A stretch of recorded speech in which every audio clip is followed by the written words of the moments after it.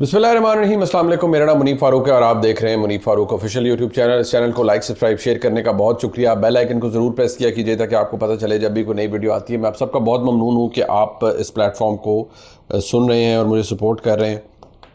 इस वक्त की जो सूरत हाल है वो मैं आपको बताता चलूँ जी। एक तो चाइना के वज़ीर-ए-आज़म आज पाकिस्तान पहुँच चुके हैं और अभी कुछ देर पहले उन्होंने बहुत से जो यादाश्तें थी उसके ऊपर पाकिस्तान के वज़ीर-ए-आज़म के साथ मुख्तलिफ वज़रात साथ मौजूद थे, दस्तखत भी किए। आर्मी चीफ से उनकी बड़ी पुरजोश मुलाकात हुई और 4 रोज़ा ऑफिशियल दौरे में वो मौजूद हैं और लगता है कि एससीओ के बाद भी वो एक दिन पाकिस्तान में क़याम करेंगे। और बड़ी अच्छी आज उनकी जिस तरह से पाकिस्तान के वज़ीर-ए-आज़म ने उनका इस्तकबाल किया, क्योंकि बहुत से लोगों को ये ख़दशा था और ये बात कही जा रही थी कि जितना इस वक्त एक सियासी अदम इस्तेहकाम मौजूद है उससे शायद ये ख़तरा था कि ये ना हो कि वो दौरा मुलतवी कर दें या कुछ आगे पीछे हो जाए मामला, लेकिन ऐसा नहीं हुआ। अब इस वक्त क्या सूरत हाल है जी। बैरिस्टर गौहर खान साहब ने कल एक ख़त लिखा था और उन्होंने कहा जी कि उन्होंने 12 तारीख को लिखा। उन्होंने कहा जी संडे को मुलाकात करवाई जाए। आज सुबह चंद खबरें चली कि जी मोहसिन नकवी साहब से उनका रब्ता हुआ है और उन्होंने यकीन दहानी कराई है कि मुलाकात करवा देंगे इमरान खान साहब से, गौहर खान साहब की। लेकिन उसमें फिर वजाहत जारी की गई है कि जब ये दरख्वास्त मौसूल हुई, मोहसिन नकवी साहब ने गौहर खान से रब्ता किया, गौहर खान साहब से, और उन्हें कहा जी कि हम दरख्वास्त का जायज़ा लेंगे लेकिन मुलाकात करवाने की कोई यकीन दहानी नहीं करवाएगी। लेकिन कल से लेकर आज तक जो हुआ है वो क्या हुआ है?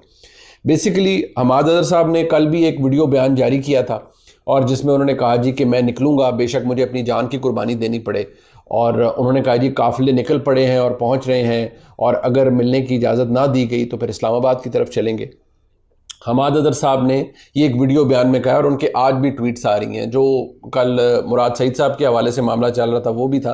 हुकूमत से ये बात ज़रूर लोग पूछ रहे थे कि भाई ठीक है मुलाकात, अब ख्वारिसाद रफ़ीक साहब ने कह दिया और उन्होंने अपनी ट्वीट के ज़रिए कहा कि ये उज़र एहतजाज का अगर तहरीक इंसाफ के पास है तो इसे ख़त्म कर देना चाहिए और हुकूमत को इमरान खान साहब से मुलाकात करवा देनी चाहिए। लेकिन अभी तक जब मैं ये व्लॉग आपके सामने रिकॉर्ड कर रहा हूँ, मुलाकात के लिए नहीं कहा गया और मुलाकात के लिए इजाज़त नहीं दी गई। तो क्या हम ये समझें कि बाकायदा तौर पर, इसके पीछे लॉजिक क्या है मैं वो भी बताता हूँ आपको, क्या हम ये समझें कि बाकायदा तौर पर फैसला कर लिया गया कि नहीं जी इमरान खान साहब से मुलाकात अभी नहीं होगी और ये जो एक ब्लैकआउट आया है इंफॉर्मेशन का इमरान खान साहब की तरफ से, यानी कोई जो जर्नलिस्ट है उनकी एक्सेस नहीं है क्योंकि हेयरिंग कोई नहीं हो रही जेल के अंदर, और जो दरख्वास्त है वो भी एंटरटेन नहीं हुई, वकला नहीं मिल पा रहे और उनके लोग नहीं मिल पा रहे।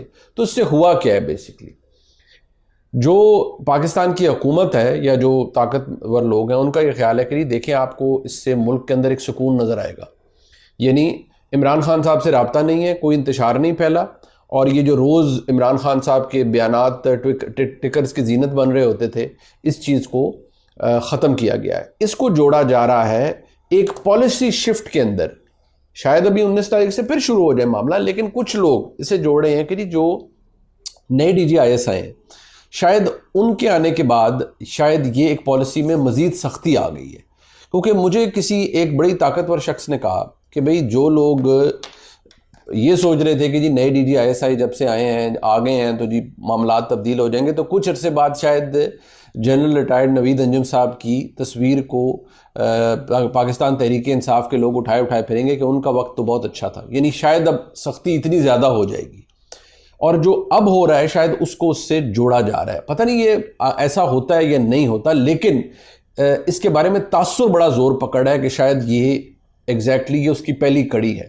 क्योंकि जैसे मैंने आपको बताया वो कह रहे हैं कि नहीं जब आपके पास मटीरियल ही नहीं आएगा, इंतशार नहीं आएगा, क्योंकि पार्टी तो इंटैटर्स है तहरीक इंसाफ। इसलिए मैं ये कह रहा हूँ बिल्कुल बिक्री इसलिए हुई है कि उधर अली मीन गंडापुर साहब कह रहे हैं हाँ हम बिल्कुल एहतजाज में शिरकत करेंगे, लेकिन अभी तक कोई वो चक्कर नहीं है। चंद पार्टी के लोग ये कह रहे हैं कि भाई ना करें, आ गई कोई 1000 का फिगर दे रहा है, कोई 800 का दे रहा है, कोई 600 का दे रहा है, PTI के कारकुनान जेलों में हैं, क्या ज़रूरत है इंतशार फैलाने की। आज तो मौलाना फजल रहमान साहब ने भी कहा कि मेहमानों की आमद के ऊपर ये मौका नहीं है कि आप ये इस किस्म का काम करें। Tehreek Insaf on the contrary उनका मौक़िफ़ ये है कि इमरान खान साहब से हमें अच्छी खबरें नहीं जेल से आ रही। मसला ये है कि जेल से अच्छी खबरें कौन दे रहा है आपको, बुरी खबरें कौन दे रहा है। जब इमरान खान साहब की पिछले कई दिनों से अपने किसी सियासी जो उनका जो सियासतदान उनके साथ जो राब्ते में हैं, सियासी उनके लीडर्स राब्ते में हैं, किसी से मुलाकात नहीं हुई, किसी से बात नहीं हुई, कोई रिपोर्टर से उनकी गुफ्तगू नहीं हुई। तो वो जो लोग मुख्तलिफ जगहों पर बैठ के, अब बहुत से यूट्यूबर हजरात बैठ के जो क्लेम कर रहे हैं कि पानी बंद कर दिया, बाथरूम इस्तेमाल वो पता नहीं क्या कर रहे हैं, उनका चलना फिरना बंद कर दिया, उनका ये बंद कर दिया, उनका वो बंद कर दिया, ये खबरें फिर कहाँ से आ रही हैं? क्योंकि जो आखिरी खबर जो जेल ज़राए जो हैं वो देते हैं, या जेल ज़राए जिनसे बहुत से साफ़ियों का रब्ता होता है, आप कभी वो महकमा जेल खानाजात से करते हैं कहीं, तो वो अनऑफिशियली आपको ये पता लगता है कि कुछ तब्दीली नहीं, हाँ मुलाकातें बंद हैं, मुलाकातें नहीं हो रही, और साथ साथ जो उनकी अगली समात है मुकदमे की गालिबन वो भी 19 तारीख की है, तो 19 को शायद उनकी दोबारा सहाफ़ियों से मुलाकात हो जाएगी। लेकिन जो मैंने आपको एक एंगल बताया उसकी अहमियत अपनी जगह। तो आज तो पाकिस्तान तहरीक इंसाफ का मामला, आज का दिन ऐसे ही गुजर चुका है, कल 15 तारीख है, उन्होंने एहतजाज की कॉल दे रखी है। आज जो एक नई डेवलपमेंट हुई वो ये वजारत दाखिला की जानिब से जारी किया गया ख़त है, जो कि चीफ कमिश्नर इस्लामाबाद को और इस्लामाबाद के आईजी को लिखा गया है, जिसमें लिखा गया है कि जी maintaining law and order in Islamabad in wake of SCO summit.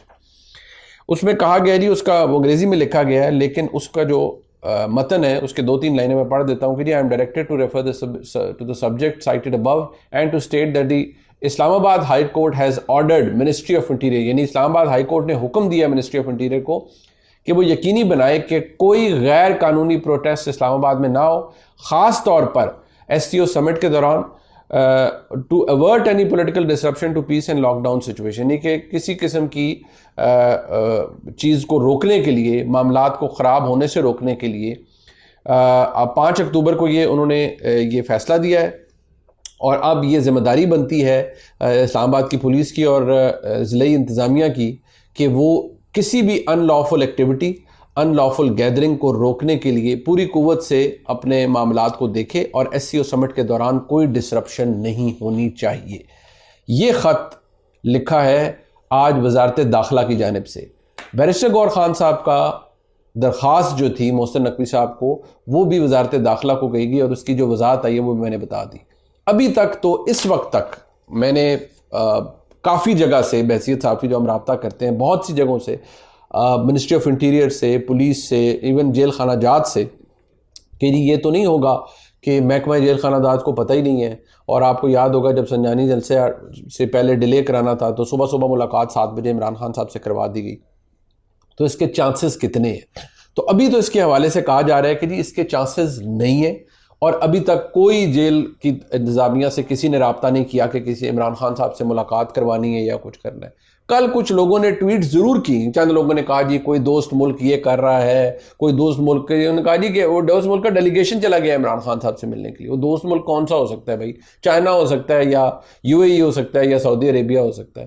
China के वज़ीर आज़म आज आए हैं अपने डेलीगेशन के साथ, तो ये दोस्त मुल्क कौन सा है जिसका डेलीगेशन, जो खबर फैलाई गई ट्विटर के ऊपर भी कि जी वो इमरान खान साहब से मुलाकात किया और उसमें फिर फ़ौज के लोग भी शामिल हैं। मसला ये है कि इमरान खान साहब की जमात इस वक्त मांग क्या रही है? वो कहते हैं कि इमरान खान साहब से मुलाकात हमारी हो जाए। असल में मामला शायद वो आईनी अदालत बनने का है या कॉन्स्टिट्यूशनल अमेंडमेंट का है, जिसके ऊपर मौलाना फजल रहमान साहब ने आज कहा है कि हम काफ़ी हद तक, उन्होंने कहा जी अगर हमारे मामलात के खिलाफ होगा तो कोई तरमीम नहीं आएगी, लेकिन हम काफ़ी हद तक हम आहंगी हो चुकी है, क्योंकि आज जो स्पेशल कमेटी का इजलास था उसमें मज़ीद टाइम तो नहीं दिया गया, तहरीक इंसाफ ने मांगा मज़ीद टाइम गालिब में, लेकिन नहीं दिया गया। लेकिन कहा जाता है कि काफ़ी हद तक इत्तफाक़ राय पैदा हो चुका है, और बताया जा रहा है कि शायद कुछ चीज़ें बेहतर होने जा रही हैं। जो पाकिस्तान तहरीक इंसाफ का मौक़िफ़ है वो अभी तक तब्दील नहीं हुआ, उसमें कितना ज़ोर है, कितना क्या है, वो तो डिपेंड करता है। लेकिन अगर मुलाकात नहीं करवाई जाती, और कल देखिए ये SCO समिट इस्लामाबाद में हो रहा है, पाकिस्तान उसकी मेज़बानी कर रहा है, आप इस वक्त इस्लामाबाद बिल्कुल सजा हुआ है, बहुत खूबसूरत मनाजर है इस्लामाबाद के अंदर, और बड़ा बेहतरीन तरीके से इस्लामाबाद की इंतज़ामिया ने उसे सजाया है। ख़ुद कल जो वज़ीर इत्तलात थे और इसाक डार साहब थे, वो उन्होंने दौरा भी किया, वज़ीर आज़म ने देखा जाकर, चीनी वज़ीर आज़म के आने से पहले। तो एक बड़ा हाई लेवल के डेलीगेशंस को वेलकम करने के लिए माहौल बनाया गया है। इस्लामाबाद के सारे टॉप जो एरियाज़ हैं, टॉप होटल्स इस्लामाबाद के, वो कम्प्लीटली बुकड हैं फॉरेन डेलीगेशंस को अकोमोडेट करने के लिए। फॉरेन ऑफिस इस सिलसिले में बहुत काम कर रहा है अपने जो गेस्ट्स हैं उनको अकोमोडेट करने के लिए।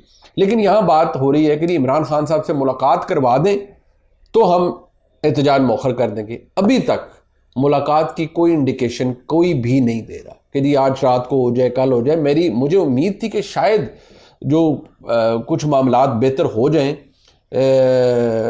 लेकिन चीज़ें शायद दुरुस्त नहीं हो पा रही और दुरुस्त समत में नहीं जा रही। ख्वाजा आसिफ साहब ने एक ट्वीट की कल रात को। उन्होंने कहा जी कैद नवाज शरीफ को आखिरी सांसों पर बीवी से फ़ोन पर बात करने की इजाज़त ना दी गई, वो दुनिया से रुखसत हो गई।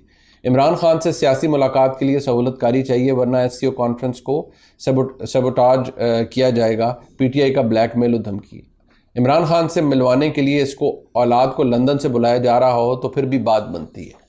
यानी कि इमरान खान साहब के बच्चे तो लंदन में हैं, लेकिन वो कह रहे हैं जी सियासी लोगों से मुलाकात के लिए इमरान खान साहब की जमात ब्लैकमेल कर रही है रियासत को। हाँ, ये बात जो उन्होंने मियां नवाज शरीफ साहब की अहलिया के हवाले से कही वो तो कोई ढकी छुपी बात नहीं है, वो तो फैक्ट था कि वो अपनी जब वो वहाँ से आए गिरफ्तारी देने के लिए अपनी बेटी के साथ, मरीम नवाज शरीफ साहिबा के साथ, तो मैं वो क्योंकि रिपोर्ट कर रहा था बहसीत सहाफ़ी, मैं उस वक्त जियो में था, तो जियो ने मुझे स्पेशली भेजा, मैं उसी फ़्लाइट में था और मैंने बड़ा क्लोजली देखा कि अनडिटर्ड थे मियां नवाज शरीफ, बिल्कुल थे कि मुझे पता था मैंने कहाँ जाना है क्या, लेकिन बड़ी तकलीफ़ में ज़हनी तौर पर इसलिए थे कि उनको भी पता था कि शायद मैं आखिरी दफ़ा अपनी बेगम को मैंने देखा है और उनकी बेटी को भी पता था मरीम नवाज शरीफ को कि शायद मैं अपनी वालदा को आखिरी दफ़ा मिलकर आई हूँ।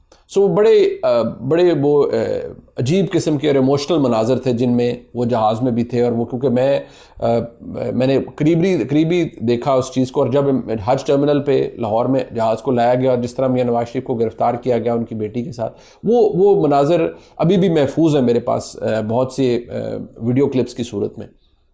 क्योंकि मैं, आसमा शराजी साहिबा और कई जर्नलिस्ट, मुर्तज़ा अली शाह साहब थे, उसके अलावा अज़हर जावेद साहब थे और कौसर काज़मी साहब उस वक्त मेरे हाल में गालिबन समा के लिए रिपोर्ट कर रहे होते थे, तो काफ़ी जर्नलिस्ट थे जो हम इस सारे मामले को देख रहे थे बड़ा क्लोजली। आसमा चौधरी साहिबा भी शायद थी, वो भी इसको रिपोर्ट कर रही थी, तो बड़ा क्लोजली देखा उस वाक़े को। सो ये बात तो फैक्ट है कि जब वो यहाँ आए और जेल में थे और उनको पता चला कि उनकी बेगम बिल्कुल करीबुल मतलब बिस्तरे मर्ग पे तो वो थी, लेकिन कि वो शायद बिल्कुल सरवाइव ना कर पाए, तो उन्होंने बहुत कोशिश की, जेल हुकाम से उन्होंने बात की कि मेरी बेगम से मेरी बात करवा दें आखिरी दफ़ा। तो जो जेल हुकाम थे उन्होंने माजरत की, उन्होंने कहा जी कि हमें इजाज़त नहीं है। तो अब हिस्ट्री तो यही है, फिर वक्त गुजर जाता है और हालात गुजर जाते हैं, वो घाव या वो तकलीफ़ मियां नवाज शरीफ के दिल पे तो है। अब उनकी जमात भी इस चीज़ को बार बार कोट करती है कि मियां नवाज शरीफ को उनकी बेगम जो कि दुनिया से जा रही थी उनसे बात करने की इजाज़त नहीं दी गई। सो आज तहरीक इंसाफ ये कह रही है कि नहीं जी हमें बुरी खबरें आ रही हैं। सो बुरी खबरों को या तो सब्सटैंशिएट होना है या हुकूमत को इस तसादुम को ख़त्म करने के लिए एक रास्ता खोलना चाहिए कि एटलीस्ट गवर्नमेंट को। और अब बात वही आ जाती है ना कि जब आप ये ऐसी बात करते हैं तो बहुत से लोग फिर गुस्सा हो जाते हैं, वो कहते हैं कि आप ये क्यों मशवरे दे रहे हैं। भाई मशवरे इसलिए, मैं तो बहसीत पाकिस्तानी यही कहूँगा कि पाकिस्तान जिस सिचुएशन में इस वक्त है कि इतना बड़ा डेलीगेशन पाकिस्तान में आ रहे हैं, आज भी चाइनीज़ प्राइम मिनिस्टर आए हैं और डेलीगेशंस आ चुके हैं, कोई 2015 के बाद पहली दफ़ा इंडियन फॉरेन मिनिस्टर पाकिस्तान में आए हैं। सो कोई तमाशा नहीं लगना चाहिए पाकिस्तान के अंदर। सो गवर्नमेंट अगर कोई डॉक्टर्स का पैनल भेजना चाहती है तो वो डॉक्टर्स का पैनल इंडिपेंडेंटली भेज दे। शौकत खानम के डॉक्टर्स का पैनल अगर हुकूमत अरेंज करवा दे कि जी ठीक है इमरान खान साहब से जाके मिलने डॉक्टर, मेरे ख्याल में वो जो वहाँ के CEO हैं डॉक्टर फैसल सुल्तान साहब, वो देख लें जाके। बट ये सिर्फ बहसीत एक पाकिस्तानी मेरे जहन में कुछ एक चीज़ थी, तो मैंने कहा चलें एटलीस्ट अगर ये मुमकिन हो। लेकिन मुझे तो गवर्नमेंट के इस वक्त के जो हालात लग रहे हैं वो बड़े अजीब लग रहे हैं कि वो बिल्कुल ही नहीं मूव कर रहे और बिल्कुल ही कर रहे हैं। और मैं दोबारा कहूँगा इसको जोड़ा जा रहा है उस सख्ती से जो कि पॉलिसी और एक नई शख्सियत के एक नए ओहदे पर आने के बाद की है कि जी ठीक है इस सारे तमाशे को भी ख़त्म करें कि ये जो इमरान खान साहब के टिकट्स चल रहे होते हैं और ये चल रहा होता है और वो चल रहा होता है और उनकी वो पूरी पार्टी जो है वो उधर अडियाला में कैद है, लेकिन पूरी पार्टी और सारा बयान और सारे कुछ उनके वहाँ से चल रहे होते हैं। इसको बदलने के लिए इस पॉलिसी शिफ्ट का नाम भी दिया जा रहा है कि जी ये अब वो एक सख्ती का नया दौर है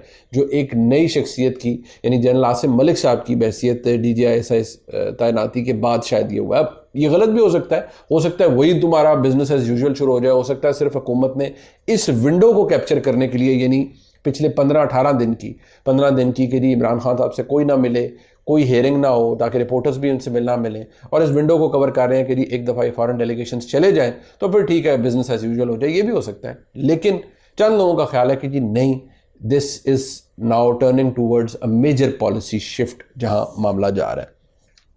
एक चीज़ मैं ज़रूर आपको बता दूं कि कुछ चीज़ें ना रिकॉर्ड से हटती नहीं है। ये शायद 19 मार्च 2022 की बात है। उस वक्त वज़ीर ख़ारजा थे शाह महमूद कुरैशी साहब, और कुरैशी साहब उस वक्त शायद OIC का जो फॉरेन मिनिस्टर्स का शायद गालिबन इजलास था, अगर मैं भूल नहीं रहा हूँ।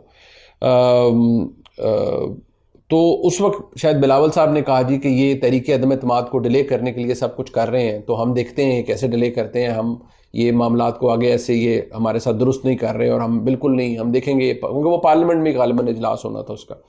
तो शाह महमूद कुरैशी साहब ने एक बीपर दिया था उस दिन, और उन्होंने कहा था जी कि भारत OIC कॉन्फ्रेंस को सेबोटाज करना चाहता है, तो बिलावल भुट्टो जरदारी साहब अपने जो तर्ज अमल है उस पर देखिए, यानी उन्होंने फौरी तौर पर कहा कि भाई आप भारत के आला कार ना बने। शाह महमूद कुरैशी साहब ने बहसियत वज़ीर ख़ारजा उस वक्त कहा। तो आज अगर तहरीक इंसाफ के ऊपर ये सब कुछ है कि भाई आप क्या कर रहे हैं, बजाय ये कि आउट ऑफ नो रीज़न आप अपने आप को उस जगह ला रहे हैं। पहले आपने फ़लस्तीन के हवाले से जो इजहार यकजहती के लिए APC थे उसका बॉयकआउट किया, आप नहीं गए, बुरा फैसला।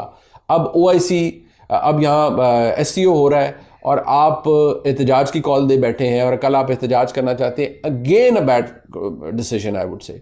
और दोनों तरफ आपको आपकी गलत पिक्चर पेंट हो रही है बहसियत जमात। तो मैं समझता हूँ कि पाकिस्तान तहरीक इंसाफ को भी देखना चाहिए कि जिस जगह पर वो चले गए हैं शायद ये उनके लिए बिल्कुल भी दुरुस्त ना हो। तो जनाब ये व्लॉग है आज का, इंशाल्लाह आपसे कल फिर मुलाकात होगी। आपकी सपोर्ट का बहुत शुक्रिया। खुदा हाफिज़।